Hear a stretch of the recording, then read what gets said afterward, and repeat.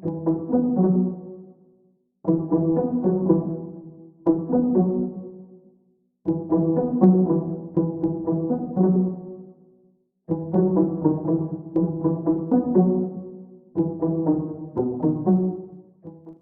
ambondrona Mahajanga, zazavavy kely naolany ray keliny fony izy mbola 7 taona ka 2 taona taty aoriana vao fantatra noho izy tsy mety salama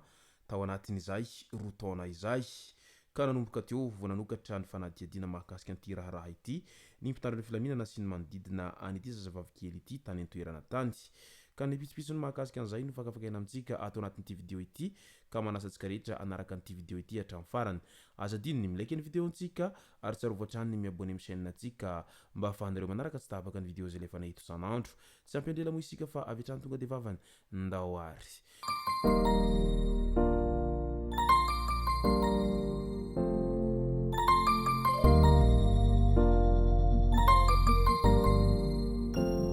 ny tonga tsy miarahaba hono namantesitra ka dia faly miarahaba isika rehetra mpanaraka tsy tapaka an'ity chaîne ity ny tenako amin'ity androandroany ity arakin'izay efa nampahafantaritsika taream-piantahana izay dia ny mahakasika ny herisetritra sy ny fanolanana no tena iompanantsika atao anatin'ity video ity fa milohan'izay dia ndao aloha resantsika ireto tsara ho fantatra manaraka ireto vaovao mampalahelo raim-pianakaviana izay namoiny ainy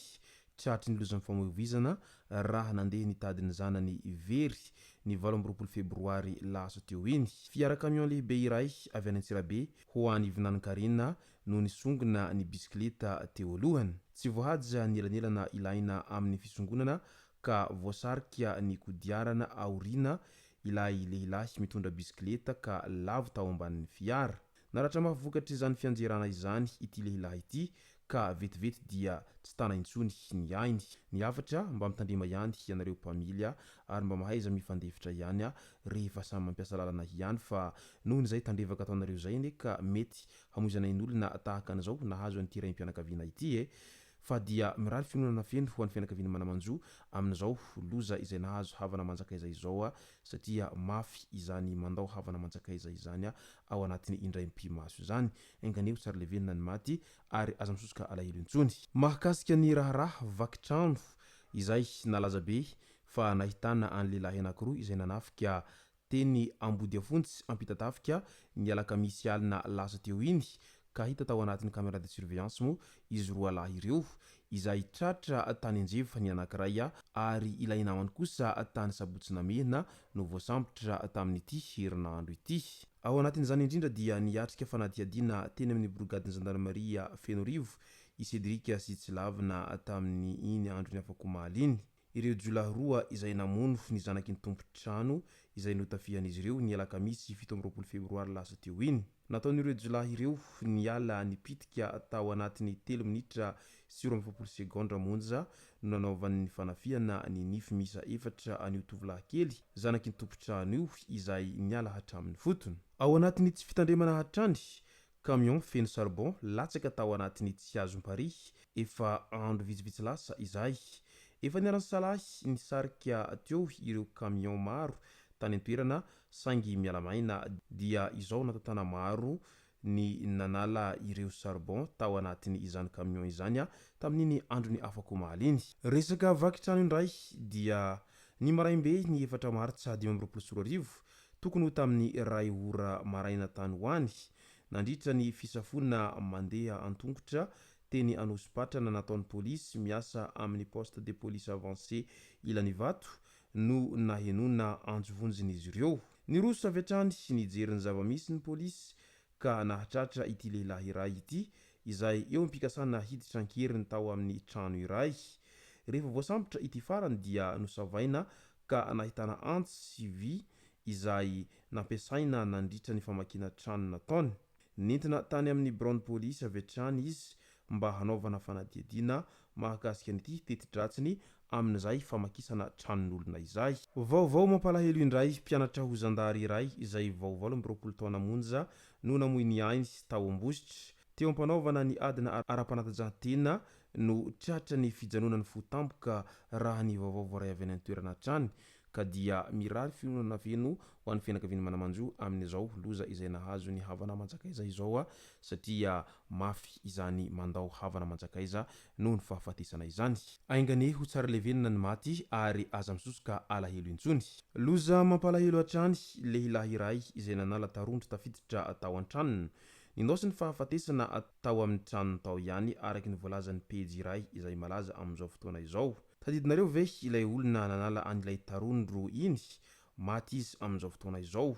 Nandora be izy ny andro alohany nahafatesana. Raha nanontaniana ilay nanoratra taminy hoe mety misy idirany tamin'ilay tarondro ve nahafaty azy, dia namaly izy hoe rehefa nandinika ahy dia hoy misy ifandraisany. Nilazaloza ilay tarondro hoe misy ho faty fa tsy hoe izany no nahazo ilay tarondro no nahazo azy araky ny voalazany hatrany.